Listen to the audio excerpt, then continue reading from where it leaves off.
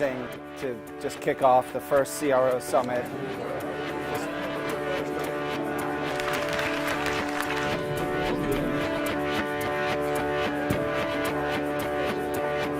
I think I'm just overwhelmed by the human energy that's being created in the room of 26 people. I almost feel like it's a pond and we've thrown in a million pebbles and all the ripples are intersecting.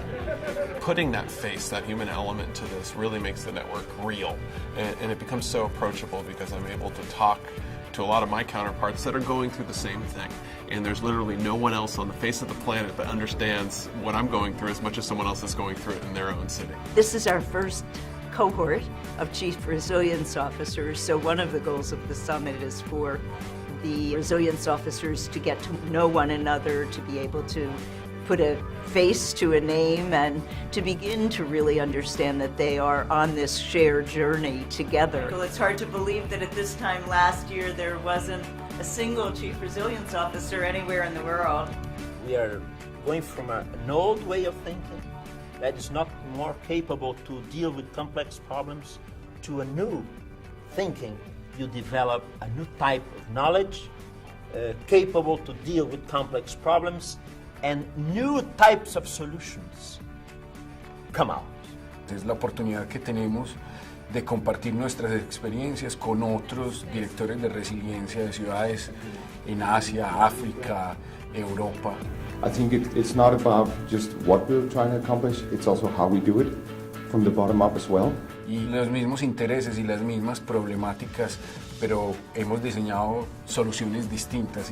And I think that's the critical question for 21st century, to discuss and to debate and to see solutions for everyday life common people. Sort of surprising, but it shouldn't be surprising that New Orleans shares a lot of social issues with places like Medellin, Colombia, water management issues with Rome, social structure issues with Ramallah. These are all places that I would not have necessarily thought about that we shared a lot of similar issues. I think that's why you see so much enthusiasm, is because of this connection that we've made with one another. I feel so surprised when I see some similarity of problems that the cities are facing.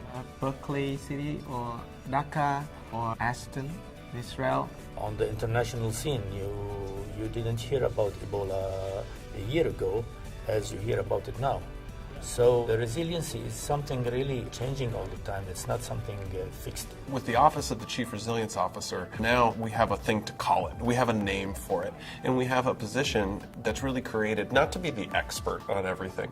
It's our job to be the conduit. I would say this is a disruptive position as a Chief Resilience Officer. Your job is to disrupt the norm. But when the conversation starts and when the framework gets put into place, it's a very powerful opportunity. Very often it's hard to get the kind of perspective you need to generate the long-term energy for change. And I think that's why we're all here.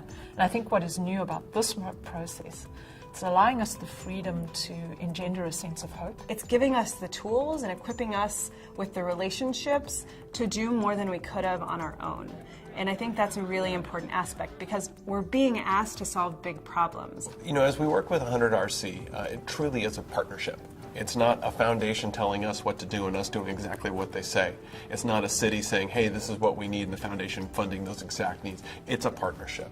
But as the 100 are built out and they are working together, they actually, we hope, will become the linchpin of a global movement around building resilience. The most innovative thing, quite frankly, is the most simple, is that everything is indivisible and everything needs to be tied together, and you can't live in isolation. I think it's going to turn out being a lot more than 100 over time, and I think that they're going to find that as they develop what this is, it'll change as long as we stay disciplined about the approach and make sure that we're not trying to do everything for everybody.